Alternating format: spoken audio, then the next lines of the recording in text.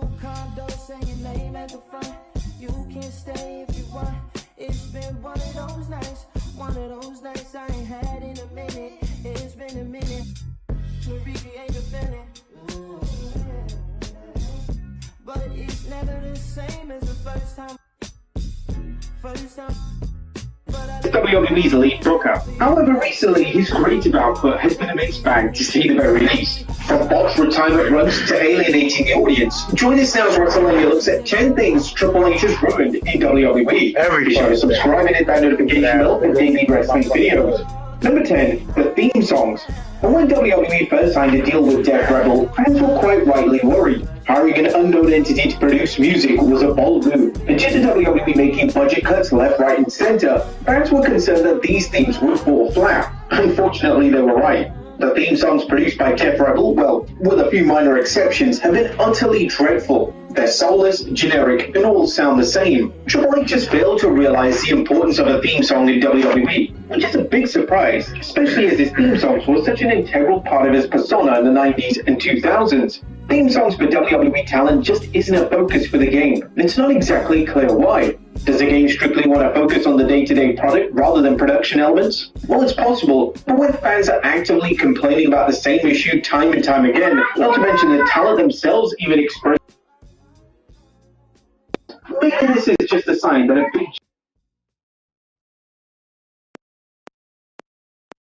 she bad, like this. Now she wanna face car valid and she got nice lips. And listen, and a freak, that's my type. 10 out of 10, yeah, that's my. If you like TikTok like this, I know what you're on, don't try hide it. I girl, move your waist and wine like this. Face car valid and her body come perfect. I could be patient if it's worth it. If you want a Birkin, then earn it. Miss, we can make fire like furnace. You pull up on me in a night with a purpose, and your eye contact is flirting. You got the I'm surfing. Miss, if you got a bumper, then twerk it. Miss, if you got a bumper, then shake it. Vibrate it, embrace it. Let's make it. First step, room, next step. I got. We'll see the Golden State Warriors facing the Houston Rockets. And here we go, bringing you the NBA on 2K Sports. I'm Brian Anderson, courtside, along with Grant Hill and Tim Legler. Allie LaForce will be joining us in just a moment. Durant for three. Jimmy Butler with a rebound. Tim, when you talk about Jimmy Butler, just how hard of a worker is this guy? Well, he's just exceptional. That gritty style of play is what makes him so respected, BA. And as we know, he has a way of rising to the occasion. Durant. It's good on the putback. Yeah, great positioning and timing from Şengün there. And his height helps a little too. Pass to Butler. And it's good. Assisting on the play was Curry. High percentage look right off the bat. And here's Van Vliet. This is incredibly alarming. The title is in essence a TV title, but WWE have the same three women feuding over the title, so it's impossible to take the championship seriously. Raw struggle to book the tag titles in a meaningful way. The titles are rarely defended and are in essence seen as background props for characters on the show. Number 7, going too far. Not only under set circumstances would Vince McMahon allow his talent to break kayfabe. McMahon kept this approach for decades, and this was something that kept the integrity of WWE intact. But under Triple H, elements of kayfabe are heavily scaled back, and it was presented on Raw on the Netflix premiere that WWE was strictly a show, and fans were watching this scripted spectacle. Triple H would even be a driving force behind WWE Unreal, a show which reveals the creative process behind WWE's scripted product. The launch of this show received significant criticism from classic fans, as well as certain wrestlers. Did fans really need to see the WWE creative meetings? Well, not really, as it was in essence used for content on the Netflix platform rather than anything substantial. Triple H will go on a mass media spree to promote the show, and he clapped back at any criticism fans had about the show, and virtually every answer he gave was condescending and out of touch. Yeah, of course, most fans are aware that WWE is a scripted medium, but reminding fans every 5 seconds that the show is scripted adds absolutely nothing to their viewing experience. Number 6. Pointless returns. And one of the first things Triple H did when he took over was bring back numerous names that were fired under Vince McMahon. Most of these names were stars that Triple H was close with in NXT, and he evidently felt that they didn't get a fair shot in the company. A number of years after this agenda to bring back talent, only a handful of names remained that were initially brought back. The names that have been huge successes are Bronson Reed and Chelsea Green, whilst the names that completely flopped were names such as Emma and Hit Row. Triple H would re-sign over a dozen names without a creative plan in place, which was completely reckless. Why would he sign talent without any idea what he was going to do with them? Even former world champions that the game re-signed, such as Braun Strowman, were once again fired from the company. And it was almost as if Triple H was trying to prove a point to Vince McMahon, but this point didn't exactly land the way Triple H intended. Debt can also be contracted as separate in a prenup, okay? Because you don't want to inherit your ex's debt. It was a prenup for. I really want to encourage couples to remember that a prenup is protected for both parties. And I would say, well, if love... Number 5, lying through his teeth. TKO has made the executive call to make Triple H the best shooter of all time. Talk about what makes him special. Well, B.A., you can hit shots under the most difficult circumstances, off balance, with only a sliver of daylight. And this is why teams often choose to double him the moment he crosses half court.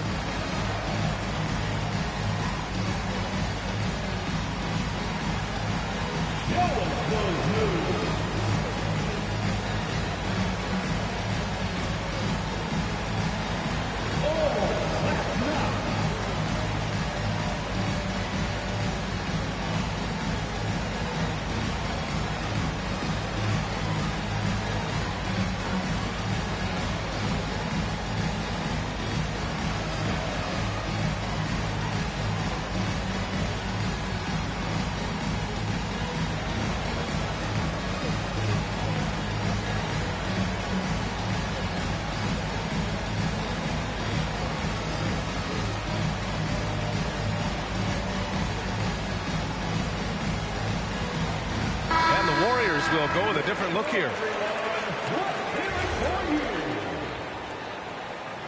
Substitution on the court. Just over 3.5 minutes gone here in the first. It's stolen by Heel. In transition, here come the Warriors. Beyond the arc. Here's post. Count it. 1 for 1 to start the game. Very difficult to stop team play when the ball's moving. Excellent find with the pass to create that scoring opportunity. The Warriors trailing. Pass to Heel.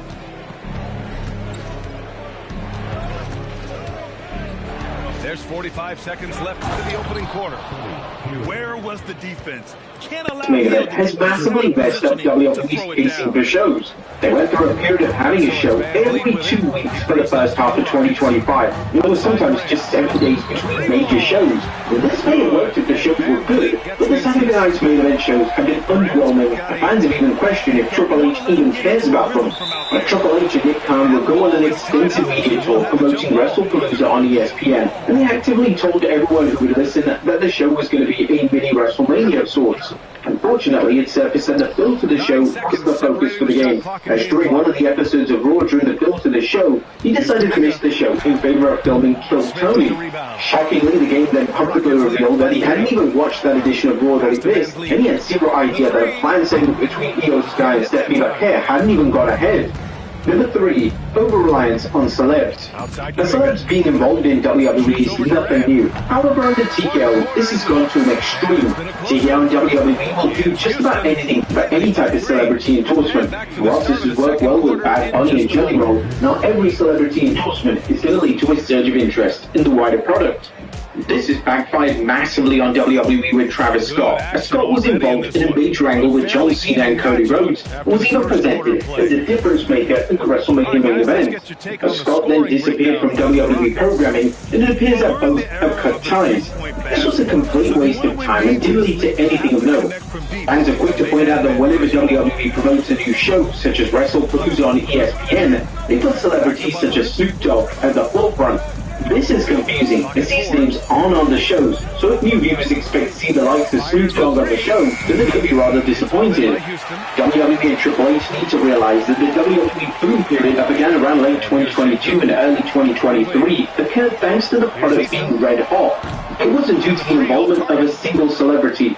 Triple H is just so obsessed with making his product seem cool that he's forgetting what made the product receive popularity in the first place. Number 2, the Dial. Players coach, but very demanding, and he holds everyone accountable. It's all about professionalism and purpose. That one's off. Tim, you got into the NBA media very quickly after your playing days. Were you naturally drawn to this side of the game? Well, B.A., I think I always saw the game. Worst offerings to the Triple H era. A lot of the matches didn't land, and certain matches such as Logan Paul vs. AJ Styles and New Day vs. the War Raiders were met with utter silence from the crowd. This was partly due to tiresome build for the biggest show of the year, where nothing felt developed and everything was thrown together without any purpose. The biggest match that Triple H drove the ball up was the Night 2 main event, specifically John Cena's WWE title win.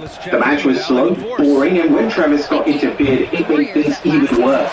The Rock not appearing wasn't Triple H's fault, but he could have easily come up with a better finish that didn't send the fans home angry and disappointed. And number 1, John Cena's retirement tour. The retirement of John Cena is single-handedly the biggest missed opportunity of the modern era. Cena was available for every single PLE in 2025, and this could have been used to build compelling story arcs, revisit classic feuds, and I've seen work with names he's never worked with before. Triple H's grand idea was to turn Cena heel. Granted, this was a pivot, as The Rock wanted Cody Rhodes to turn heel, but everyone, including Rhodes, knew that this was a backwards move. Turning the face of WWE heel for no other reason other than to create headlines would have backfired massively. With that being said, did WWE still need a major heel turn? Well, no, not really. The heel turn itself was delivered well. However, with The Rock stepping away from the storyline, Triple H needed to creatively explain the rationale behind the heel turn. Triple H's best idea was to have Cena claim that he was going to ruin pro wrestling, and this was because the fans booed him at one period during his career. This made no sense. Cena hadn't been booed in a number of years. In fact, those fans that previously booed Cena were now his biggest supporters. This just didn't work. Cena would strip back all the fun elements of his babyface presentation, and it just wasn't landing. Cena would also drastically alter his promo style, and he began to talk like an over-the-top cartoon villain. This made fans question what on earth WWE were even thinking. Cena would revisit classic feuds with Randy Orton and Punk, but due to limited bills, the feuds weren't explored to the fullest. And WWE even made the contested call to have Cena feud with R-Truth during his final run. Cena wasted 2 matches on Truth, and even lost one of them via DQ. Cena would also spend a number of dates working with Logan Paul, which naturally upset the fans. However, it's worth addressing that his match with Logan Paul in Paris was rather splendid. But just before SummerSlam 2025, Triple H decided to pivot on the entire Cena heel turn, and basically retconned the whole turn. Cena would randomly be back to being a good guy, and the past few months were just erased from existence. Cena would make amends with fans, Cody Rhodes, and even R-Truth, and fans were just supposed to forget it ever occurred. Cena as a heel was such a huge opportunity to deliver. These slip-on orthopedic shoes are built for middle-aged and elderly men. Once you try them, you won't want anything else. They're built to last up to 10. There's only so much information you have from watching the game with your eyes, from a seat, from your couch, from a chair. You're looking at stats and say, oh my God, he was 5 for 20, he had a bad game. Like, that's all you can do. You can't tell someone playing the game what it's like to play against somebody, what our game plan was, what our practice was. That's why it's so important when players get mad at the media, when you say, well, you're not doing this, wow, you know who our plays are. Welcome to the show. We got some of our crew here. You may remember us from Gil's Arena. I'm sure you may have seen it before. Now we local niggas now. We're local niggas. No show jobbing. JJ, Asbury LLC. JJ, Asbury LLC. Hey, as soon as a nigga get handcuffed, boy, they cut the blood. Gotta look around. Give it right to the white man. That's crazy. Waking up in cold sweat. God damn. What happened to the channel I love? What happened to the channel I love? They took the name off of it. Man. Yeah, check it off. We gonna put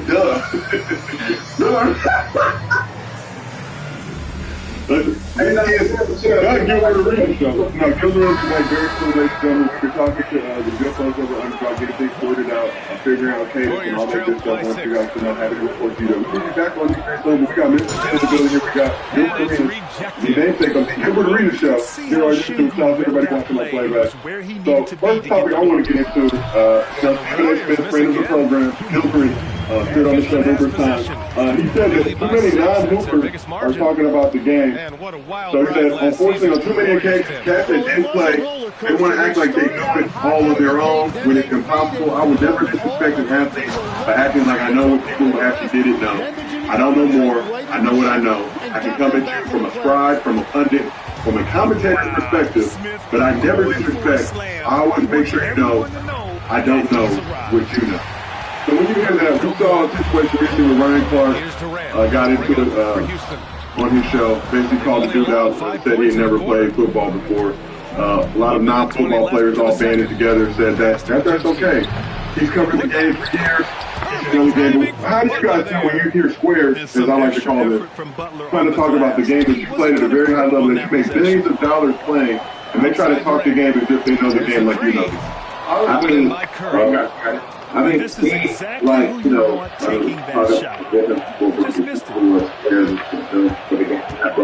I feel like when we talk to guys like Lowe, like yourself, you know, you guys have to the game. So I guess it just depends on who's talking. Like, you know what I'm saying, who really has their information, who really watching the games and things like that. But I feel like yourself, like Lowe, guys like that, like, you know, guys did talk about the game that never been to the NBA because they're, you know, you go to YouTube, you can watch highlights, like, and you can pull up certain stats and everything like that. So it just depends on who it is. Let me jump in and appreciate you for the love and respect, but I'll always caveat it and point it out, like, look, I got a Division I scholarship to play basketball at UCLA. Do not look at the stats. There was a lot of hating going on internally, externally. Coaches were hating.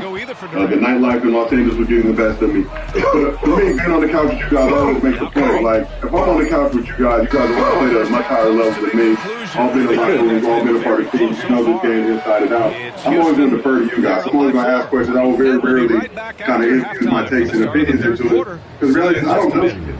So, who better to ask than yourself, Gil, Katie, and Shad, Alexis, and as we get into this third quarter, as we've seen so far, neither team able to create much separation. And I do take it a little personally. And instead, I mean, I always point out, I remember I was watching an episode of, I think it was like Sports Center. Brian Windhurst was on. Brian Windhurst is a major talented journalist, but they were asking something along the lines of, like, what's going through LeBron's mind right now? And I'm like, this nigga has never hooped at a high level in his life. He don't know what's going on in LeBron's mind right now. But that's the deep part. What do you feel about what Stephen A. Smith says? The way what he's saying is 100% defending.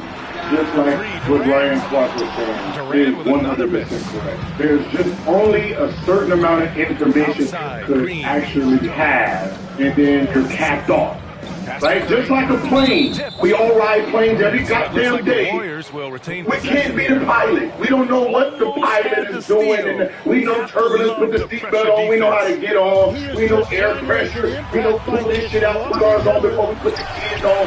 We get that. Right? The eye test. But if you've never been in the plane and trained and going and I fly, there's only so much information you can have from watching the game with your eyes, from a seat, from your couch, from a chair.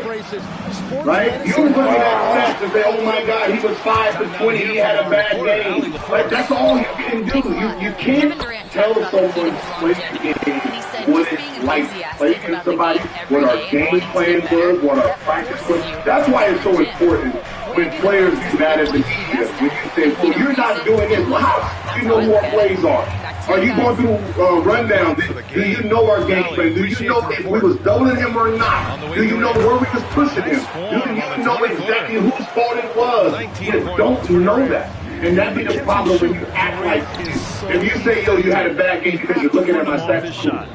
But we don't know. Just like football. If a quarterback throws and he gets intercepted, we don't know if the quarterback was at fault, if the receiver was at fault. only the person who's actually in the moment can tell you that. And that's what I don't like. Because you think the film tells you what our plays are. That's the irritating part. I remember I did a spin. And they are just like this. I did a spin. Important to get on the floor before the defense can start. Right? So what happened was the Warriors trailing. Our player was getting denied.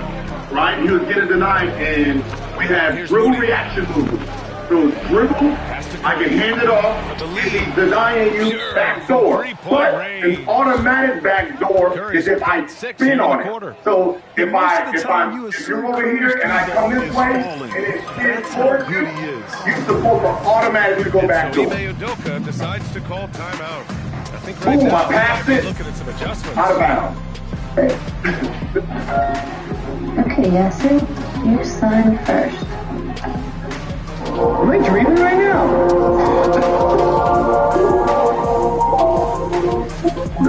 Nice. Drag, drop, send.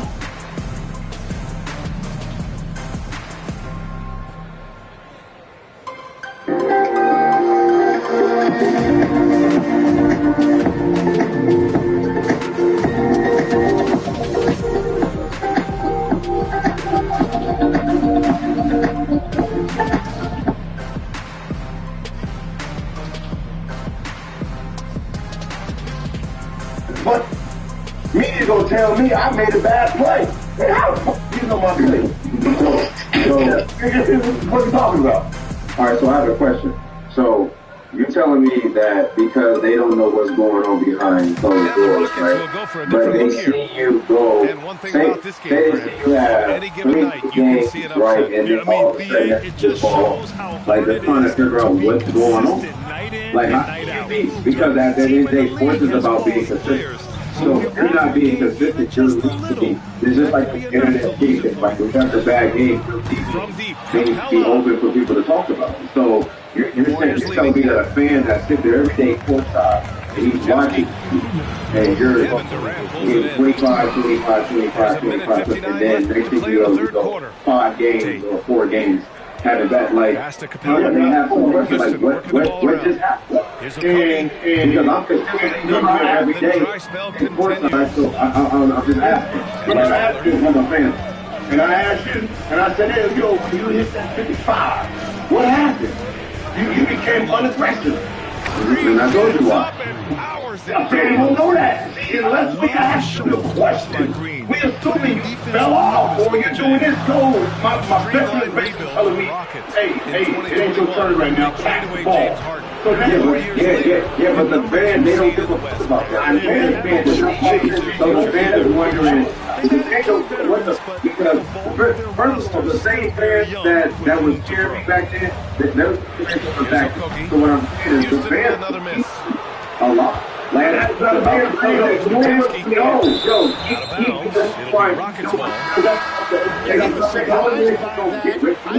The question is, and the Warriors making a switch here. You fell off with the coach, and the player said, no, hey, we don't want you to shoot that much. Pass the ball around. So now you going into the game, being mindful of the new play. They think you fell off. They thought, hey, what's going on? Just 4 points, and it's all they've given up here. I do that, though. I feel like because I feel like if I stab, but what I'm saying is, with the back in front of me, I got football, this and that, this and that. Like, hell, I mean, we would have Capella with a rebound. But The defenders stopping the developing fast break. That looks like a transition take foul. What's going on? And he'll be shooting his first free throw. But you're not in our locker room. You're not practicing with us. You're not clubbing with us. You don't know why I'm like, hey, listen, if I'm taking 35 shots, it's beat. If you're taking 35 shots, there's a reason. Right? And you're a ball hog. This game, folks, a close one here in Houston. We winning though. Matter. If a man takes 35 shots in a game, if he takes 35 shots in a game, 12 seconds that left means in the third in quarter. training camp, he's established 35 shots.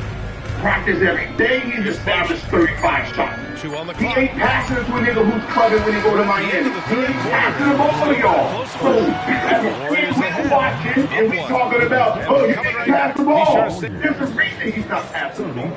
And you think because you watching it, you know what's going on? This motherfucker next to me drunk, No. So you tell me right now, after my 55-point guy, 55-point game, shoot 35, if I would have shot 20 to 25 contest, this fourth quarter promises to be a good one. But the fans are not saying that. They're pretending because they're watching the game. They know exactly what's going on. No, but we're winning, though. We're winning. We're talking about. Yes, it is. We're talking about. We're not having a conversation. Here's Finney Smith, covered by Jackson Davis. Warriors with the rebound. That's not the conversation we're having. The conversation is if you've never played ball, you can't tell someone. Now, like you know how you're explaining it? You're explaining like, I'm sacrificing, we winning.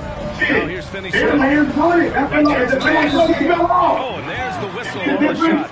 So then you fell off. You ain't scoring 55 anymore. You fell off. You can't block it. Send it to the line. Because you don't know that you're sacrificing. Let's get your take, guys, on the scoring But breakdown. if I would have said that, the fans would Well, not content to take what the You have defense to take gives it. them. I mean, they're I know attacking what I'm saying. the That's what I'm saying. gaps, the ball inside. If I would have said it, then Here's Butler. Good work on the interior from Butler. But that's what I'm saying. But that's like anything. That's why I said it. You can't, unless you're in the locker room every game with the players going things, you don't know. You just assume because, oh, he ain't scored 20 no more. We don't know what the coach told us. We don't know what another player told us. We don't know nothing. Like, I'm looking at Jalen Hurts and people say he's not top 5. I'm like, he's doing whatever it takes to win. I don't judge him by he wants to win. He's doing everything to win. Right? We got Brunson with New York. You don't have 15 shots to win. Nigga, they not winning. They're not winning. Okay? I don't give a... He needs to take those many shots with the team he has. We're not going to call him a ball hog. We look at his team. We watch him. They don't shoot the ball when he's not in. Anytime he's in, they're going through him. So that means our judgment, negative, talking about, oh, they need to do this, they need to do that, we're wrong. Okay, so in that locker room to know why he's doing all this. Okay, so let's say situation, for example. Right, he came out and said what he said. So it's wrong for how he's what he said? I mean, basically he was like, you know what, I need more money and like I'm a scorer and like basically like you know like it's being honest about how he plays. What he brings to the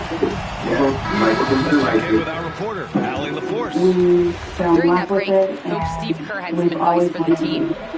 He dug into his team for being too complacent on offense, saying, you're just chucking up the first three you see out there. Be more patient on offense, move the ball around, make the defense work. Guys, let's see if ball movement improves out there. All right, appreciate it, Allie. Pass to Durant to take the lead. Up again. Soft touch off the glass. And the Rockets lead by 1. You gotta love how Şengün attacks on the interior. Here's Curry. And too long on the shot. And so Holiday will bring it up for the Rockets. A great fourth quarter, just giving up 2 points. And the whistle blows. It's going to be on Jonathan Kuminga. That'll be his second foul of the game. And we're about 2 minutes into the fourth here. Yeah, and they call it I mean, is it Evan or is it honest? No, what he's saying is right. It's like somebody. It's like a meat. 6ix9ine has officially hit rock bottom, and quite frankly, this is one of the most embarrassing downfalls of franchise I think we've ever seen in like the history of art. So if you guys don't know, 6ix9ine is back in jail. He's probably going to be here for a very long time. Yeah, if you guys are wondering why 6ix9ine back in jail, well, let's hear from our guy called Morning for Workers. He was important. He broke down exactly why 6ix9ine is back in jail. While sitting hearing was going on, 6ix9ine was getting arraigned on new probation violations. This is the third probation violation. This time they're saying out in Florida, somebody was taunting him for snitching, and he went and assaulted the guy. That is a violation of his supervised release. Now, here's the thing. Today, he was actually supposed to be sentenced for another probation violation when they raided his home and found residual amounts of cocaine and MDMA. The arraignment for that probation violation didn't happen because now he has this assault violation. This is all after he already served 45 days for probation violations last year, where they were claiming that, hey, you didn't show up to drug tests, you had unauthorized travel to Las Vegas. So, 6ix9ine is going to probably do some more time. He did 45 days, probably going to get some more days now. I don't know what to say. I mean, you should really stay out of trouble.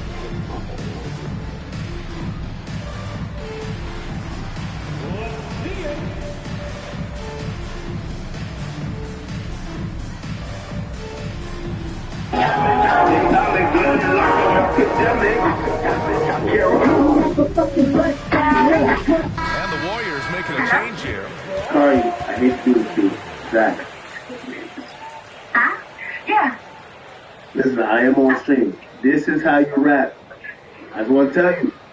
I don't know why you going that crazy. I'm listening to Thug's album. Now there is a verse, and I said, this is how I like to rap. First one falls for him. Oh my God, you're on stream? You're on stream. This is. He makes 1 or 2 that time. You're going crazy. I'm about to run this back. Well, yo, you carried that nigga low-key. You carried Oh my gosh, I gotta tell you a little bit more about that whole thing, that whole verse. It gets them together amazing. No, I'm gonna tell you, something about that. I'm gonna let you know. Hey, listen. Hey, by the way, I just want to say this. I'm not going to keep you on here long. By the way, congratulations on your album. Your album is going amazing. I'm glad you're putting out more music, and I'm glad you're on this. I just want to say, I just call you just for snapping because people don't know our relationship. Like, I'm a nigga, you a woman, and like we have respect in even our disagreements. I have a particular way. We do be having disagreements, but I gotta see it both ways. Like I gotta see it both sides. But here's the thing, I got a way that I know I like how to get down on record, and I wanna put it on record that this is how I like for you to carry it. The way how you carry this is how I like for you to carry it, because I know a lot of people, I'm always honest. I did criticize the Daisy song, and I was just like, I like when parties start popping. I want to pop in it. Like, I want to pop in it. Okay, but wait, I was popping it, but I guess it's... No, this is the pop that I'm talking about. Yeah. Seems like he's moving okay, but clearly something isn't right. Shingun's got everyone's trust right now late in games. Curry! 4-3! Stephen Curry! Just incredible. I mean, he's really making it rain out there, knocking them down one after another. This defense is trying to stay connected to him, but he is on a mission. And an intentional foul right there. First personal foul. First team foul. Now the Warriors with it. Outside Butler. Takes it inside. Curry with it. Now Thompson defending. And so they foul it.